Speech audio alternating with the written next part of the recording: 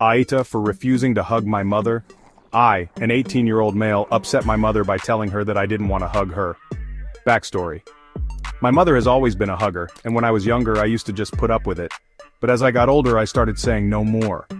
Back when I was in middle school my parents sent me to therapy for depression.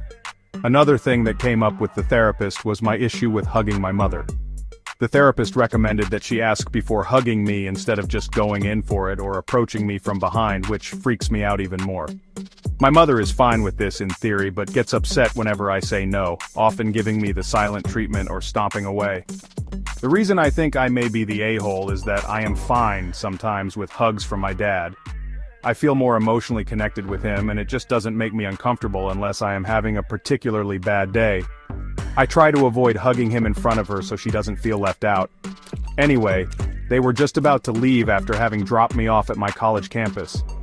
My dad hugged me and then my mother tried to go in for a hug, but I backed up a little and said I didn't want to hug her. She didn't say anything after that, just got in her car and slammed the door. She hasn't texted or called me since, although we used to text somewhat frequently. Ada, update. For clarification, I didn't initiate the hug with my dad.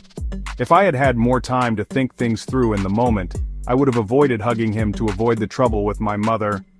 I honestly was not expecting anyone to hug me in that moment as I was carrying my bags and thought I would drop them off before coming back for a proper goodbye. I have had a strained relationship with my mother for a while now, which I'm not going to get into the details of. I do make an effort to show her affection in other ways because, despite everything, she is my mother.